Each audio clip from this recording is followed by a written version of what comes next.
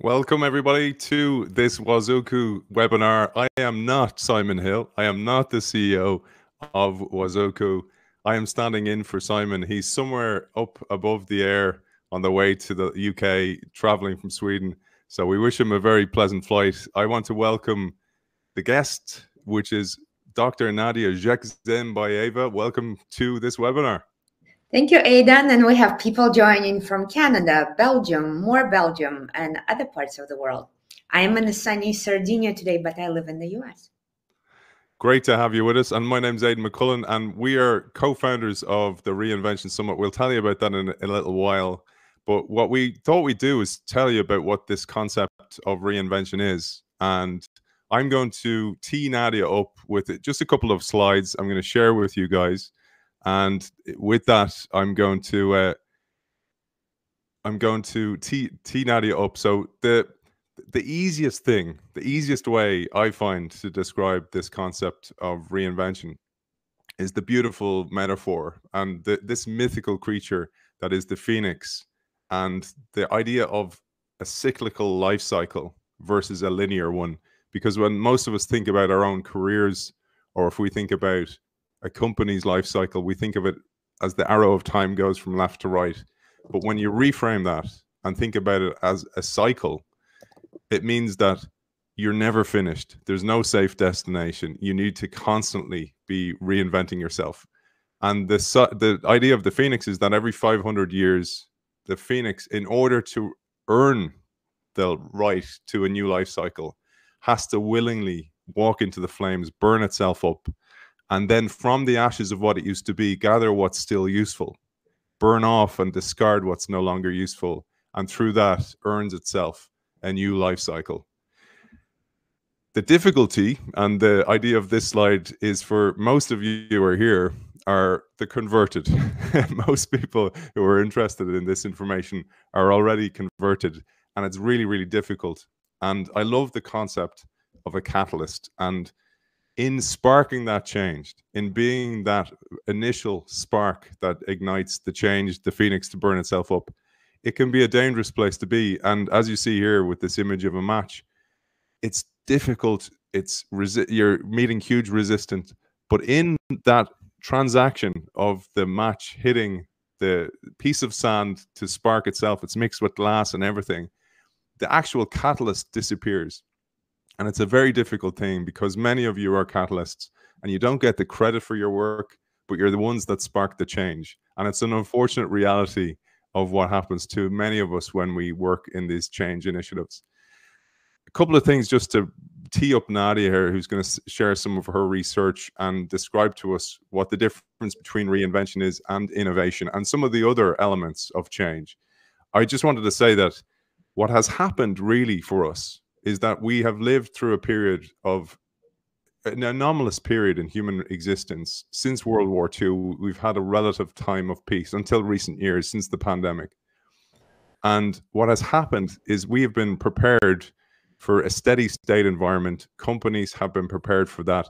People who managed companies were able to manage them in stable environments, which meant that they could predict the future pretty much. They could build a sustainable competitive advantage and just stand over that and defend it through advertising and through keeping other people out. And that world has changed. And as a result, the whole idea of our change muscle has actually atrophied as a result of that.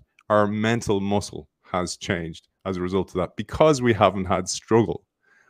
And I love this concept, for those of you can see, of the resistance is in fighting that resistance, you actually build muscle. That's the whole idea of going to weights and doing weight training, is that through that work, you actually build muscle. And it's only through that work that organizations need to build this muscle so they haven't atrophied in the future. There's a beautiful quote that I always think of when I read Nadia's work and her research. It is by Douglas Hofstadter, the American physicist. It turns out that an eerie type of chaos can lurk just behind a facade of order, and yet deep inside the chaos lurks an even eerier type of order.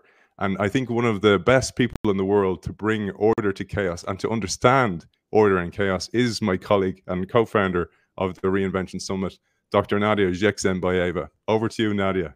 Thank you so much, Aidan.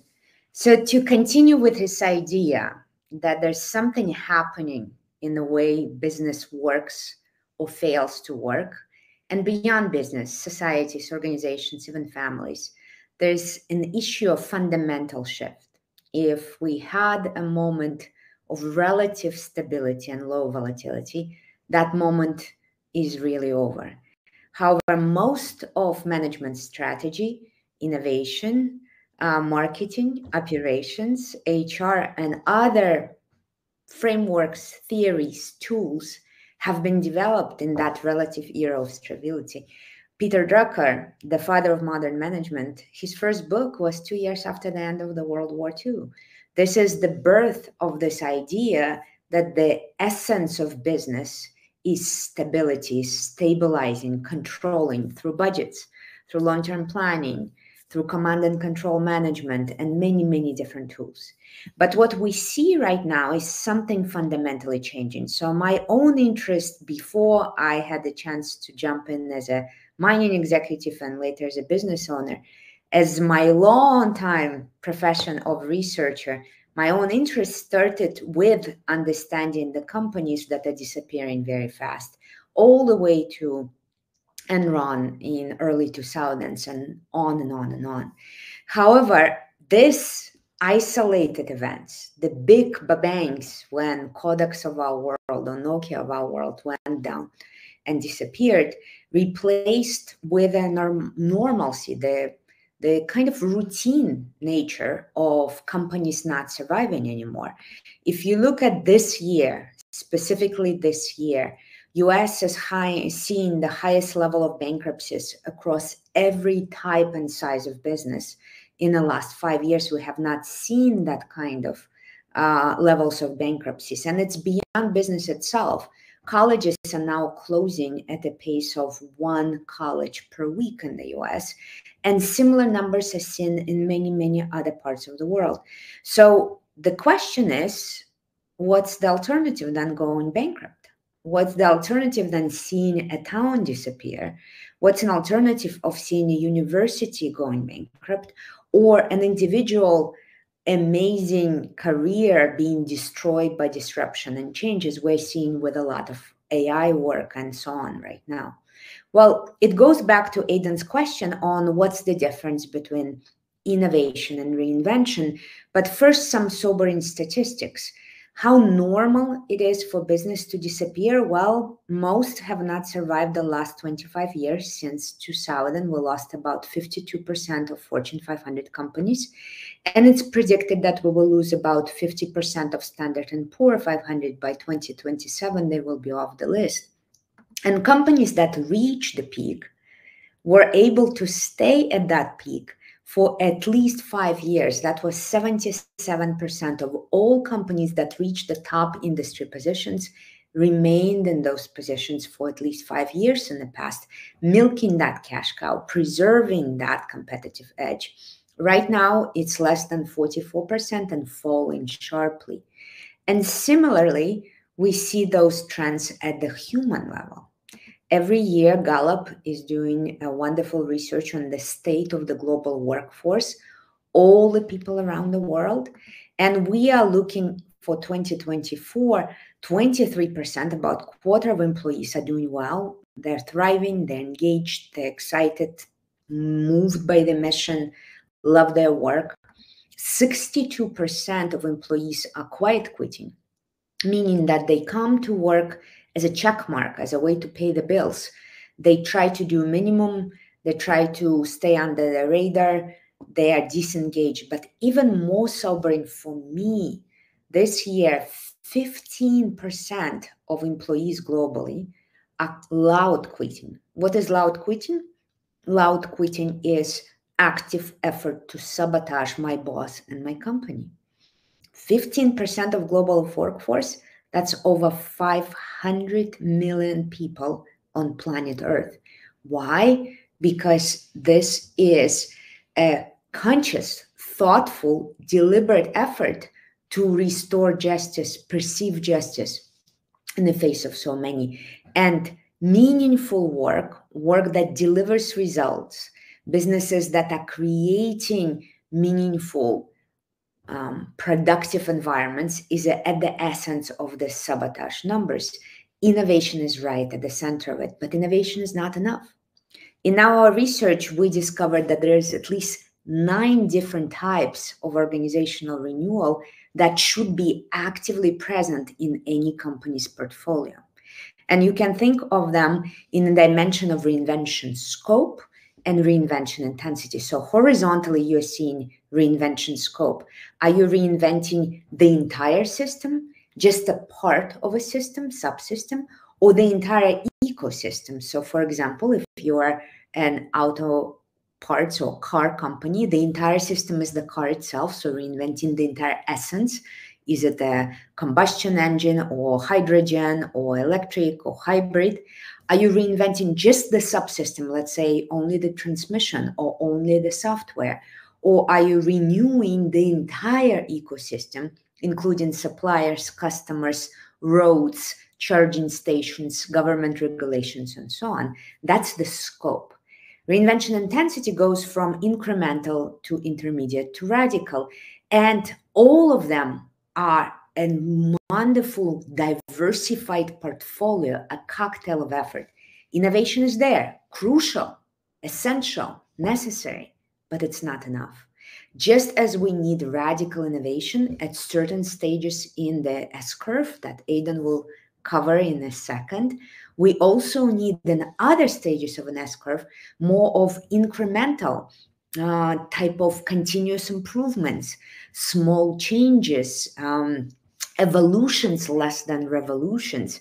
And here we see a balancing act between all the theories of radical, monumental innovation and Kaizen, Lean Six Sigma, trees, and many other methodologies.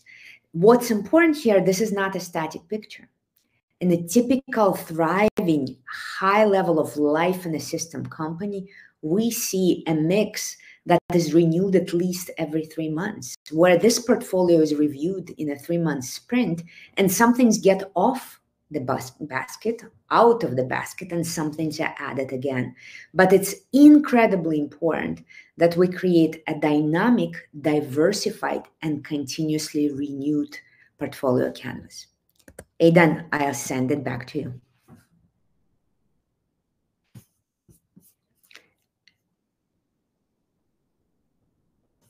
Aidan, I'm having trouble hearing you. Let's see if you can unmute. Thanks, Nadia. Many of you know the concept of the S-curve, and I just wanted to bring you through it because there's been a subtle change to the S-curve. The S-curve in the past gave us something to understand, a model to understand change, but it has drastically changed. And we even see that recently with DeepSeek and the chaos that added to the marketplace. But the S-curve, very quickly, most people know this. It's the life cycle of anything. It can be your career life cycle. It can be a skill life cycle. It can be your company. It can be the industry. And it goes through a period of slow change at the start, then rapid growth, and then it mirrors the early stages of stagnation at the top and eventually declines.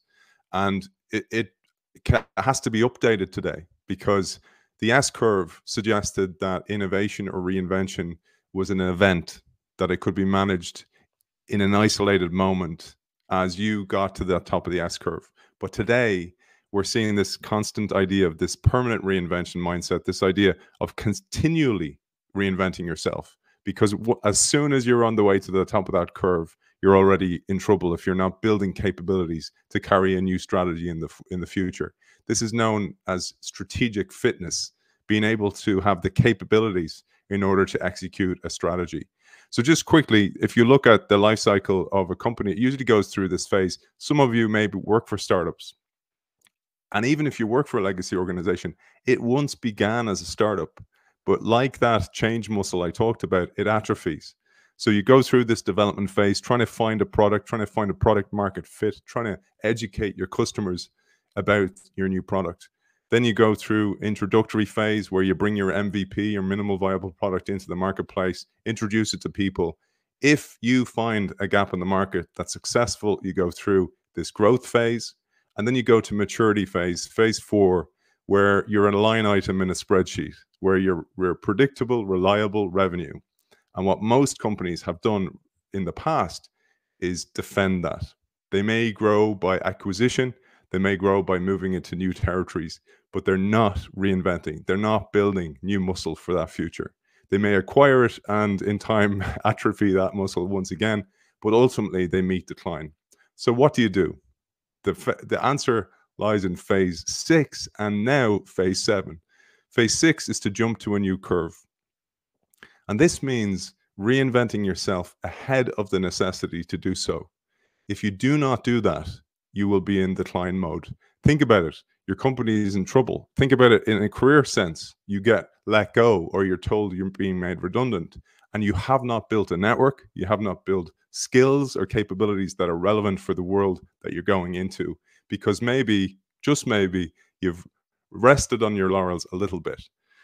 The problem with this is if you're the innovator inside the company, that catalyst I talked about, that match trying to spark the revolution, you always have to defend your idea. You always have to say, when will it be profitable? You're asked. And in that quick sentence, your idea is absolutely destroyed. So therefore, the mindset of the organization needs to understand this, because it's incredibly difficult to introduce a new idea into the status quo. The great Buckminster Fuller said, there's nothing in a caterpillar that tells you it's going to be a butterfly. So when you're asked, when is this idea going to be profitable? It's very, very difficult to even understand, will it be profitable?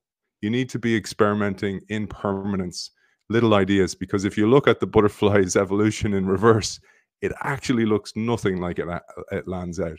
And there's a great quote that, what is a butterfly anyway? It's a caterpillar that persevered. Unfortunately, most caterpillars need air cover and support from senior leaders in order to survive. So in conclusion, and I'm going to open it up to questions for you guys now, is what we've seen and what I understood. And Nadia, I don't know about you, but I used to see the top of the S-curve meant the death of the organization as it used to be. And Nadia's sobering statistics show that that's true for so many companies. But what I've seen and the green shoots of hope that we see and what we hope to bring to people's knowledge and to bring to strategists and CEOs and change makers at the Reinvention Summit is that the top of the curve does not mean the end. If you have the willingness and ability to change, what it means is it's just an arrested moment in a dynamic process. And what that means is, as you're reaching that top of the curve, if you have the willingness to be in tandem, building new skills, building new capabilities, trying new things, experimenting with inside your company, you can be moving to phase 7, this idea of permanent reinvention. And what that is, it involves 3 different elements of change in tandem. Transformation A is this idea of the old company. This is the idea of the phoenix burning off what's no longer useful. It may be upskilling people, it may be retraining people with new skills that are more apt for the current state of the company that you're in, the current state of the business environment. Transformation B is those change makers, those ideas struggling to be born within inside the company. This is the phoenix acquiring new skills or bringing them to life. And then the leadership role or the change maker role who navigates between A and B is this C role. It's a catalyst role or a change maker role or a communication between the old and the new, which is a very, very unique skill to be not only ambidextrous, but to be able to be bilingual and speak in the language of the future and to not neglect or reject those in the past. But this, for me, this slide really, really tells us what's really happening. What this slide is not a load of tricolore spaghetti thrown against a wall. What it is the adoption rate of technologies mapping right back to 1900. And as you can see, as you get closer and closer to the right, the technologies start to become more straight. They're more vertical. And they used to be like an S-curve, which meant that you had time to be able to react. But as we get to more digital world, we get to more exponential world. And what we see is the verticalization of that S-curve, which means you have no time to react. You have to be always ready for this concept of permanent reinvention. And we saw that no more than we saw with the adoption rate of tools like ChatGPT, Copilot by Microsoft, and now DeepSeek. We're seeing it with technologies because the installed base is already there. And when we're in a digital business model world, change is thrust upon us immediately. So with that, I just want to conclude and tell you about the Reinvention Summit. Maybe Nadia, you might share some of your observations about this summit that we're bringing together as well, and what we hope to achieve by it. Well, it's a passion work. Aidan and I, over a year ago, met in Vienna, and we both shared this desire to bring together first theory and practice. Both of us work in very different type of environments, and this idea that we need both. You cannot just be in academic conferences, but you also cannot just be in business conferences. That was first. And that's why we're so excited that Charles Kahn, the chairman of Patagonia, will be here next to Rita McGrath, one of the best thinkers, strategists in the world right now of Columbia University, and many, many others. This is just an incredible lineup. But we also wanted to create a place that will be very much kind of rolling up your sleeves and getting to work. So there's working sessions, workshops, breakouts. It's let's do something that actually makes a difference on Monday morning. And being in the past fractional chief reinvention officer in a massive mining business, I had this constant need to stay afloat today. I don't need just the big theory. I also need help in today's environment to just relieve a little bit the pressure on my people. So I want to create the place where we can meet across industries, across theory and practice and so on. That's what the summit is all about, and we would love to meet you there. We have some really great questions in the chat, and one of them I already mentioned, so I will follow up on that. So Jordan was asking on how do you know when it's time for more incremental type of change versus more radical innovation when we are building your portfolio? And the answer is, if you come back to Aidan's phases, is that when you are in a more of a jump in the S-curve or early development phases, which is phase 1 and 2, you do need more radical innovation. Just moving chairs and improving meeting times and productivities of your processes will not do that. But when you are in phase 3 and 4, you are in active growth or you're in maturity. Continuous improvement, efficiency is definitely a name of the game. It's not about radical. It's about small incremental changes on a very massive scale, because at that point, your business already has a scale. So I hope that resonates. And another question we have here from Frank: what's the role of external consultant versus internal teams in driving reinvention? And are we required to have an external impartial voice? Well, that question would be amazing to explore about 10 years ago. Today, the blend between external and internal is changing rapidly. There's this wonderful article in Harvard Business Review recently called Highly Skilled Professionals Want Your Work But Not Your Job. I'll drop it in the comments. And the essence of what that research suggests is that the best employees today are all going external. They're staying with the company. That's where fractional comes in. But they work with your company for 10, 15 years, but they're external providers, consultants, experts, whatever else. So this line between am I an external, am I internal is blending actively. And I've been in those roles myself in a number of companies, not only in hard sectors, but also in financial sector, insurance and construction materials, where there is a desire to stay there for many years. So you have the longitudinal view. You're not just there for a quick buck, but there is also an external point of view and ability to bridge across the divides. Aidan, what about you? What do you think? I love there's a line I love. I host the innovation show, and I also, for those of you who don't know, I host a series for Wazoko on free innovation, so open innovation as well. And I'm just about to release a magnificent episode with Eric von Hippel, part 2. It's absolutely brilliant on the idea of engaging users, engaging people who are actually innovating, and then bringing it into the company. It's magnificent. But one of the best ways I thought about consulting was a guest I had on who created the negotiation services for the FBI, a guy called Herb Cohen. And Herb wrote a book called Negotiate This. And he told me, he said, you know, the best thing about being a consultant is that you care, but not that much. And what he meant is this idea of holding something overly important. And I'm guilty of that with some things that you just don't want it to fail. You're so protective of it. And in doing that, you break it because you become blind to some things, you make mistakes. And this is what I was saying about if you wait until it's too late to jump to a new curve, your decision-making is flawed because you're in crisis mode. And this brings me nicely to Ian. Ian has a question there. Just for clarity, permanent reinvention means you don't have to jump to the S-curve, or do you means you're jumping all the time? Unfortunately, Ian, get your jumping shoes on because you're going to need a trampoline. You're constantly jumping. And people ask Nadia and I this all the time.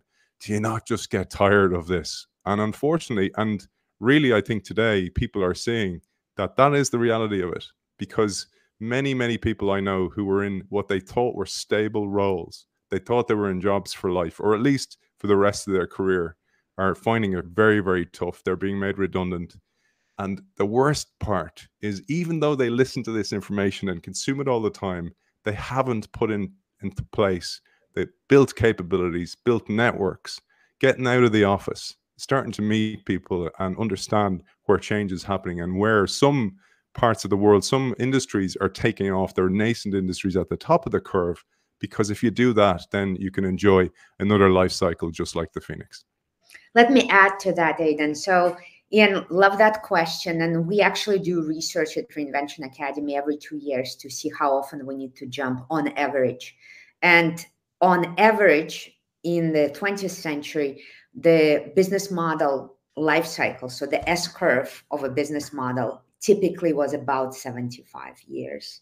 We've seen a drastic shift in 1989 when two things happened simultaneously: opening up of markets and a true globalization, plus internet becomes public in 1989. And suddenly, from 75-year S-curve, we go to 15-year S-curve. And at the summit, we will release the final data for 2025. But that verticalization that Aidan was showing, last research we did 2 years ago, the average cycle was only 6 years. We're seeing very short cycles and that includes monopolies, that includes government-owned companies. So most companies today, more than 50% are reinventing faster than every 2 years. And 20% or so, just over 20%, are reinventing every year or less, faster than the budgetary cycle. So yes, we're always jumping. Now, do we get tired?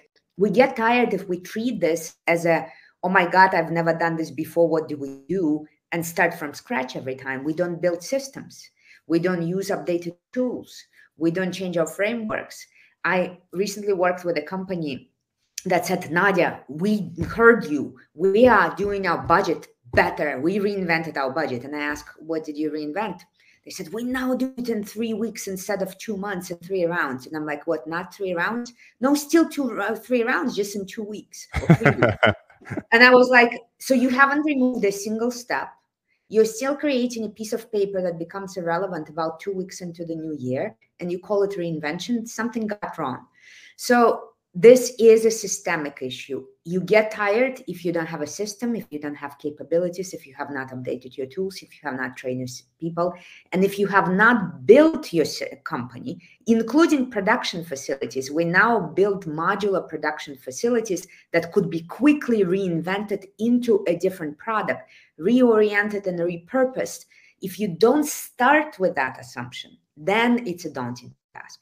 If you start with the assumption that you will reinvent every 2 years, then you will build completely different systems. And then that becomes a joyful experience because you're releasing shit that no longer serves you. On that note, I have to jump off to another call. Speaking of jumping S-curves, speaking of non-stop jumping, Nadia has a call right now at 3:30. So thank you, Nadia. Great to see you as always. Hope to see you at the summit. It's going to be a blast. So come on over. Bye, guys. Brilliant. Thanks, Nadia. I might just take those last couple of questions for people. So I think Nadia answered the question: how do companies and individuals stay ahead without waiting for the crisis? You just constantly need to be building capabilities, seeking out information. We very rarely take the time to find new information, go to events, and when you go to the event, you're barely present. So this is something we're trying to change with this event.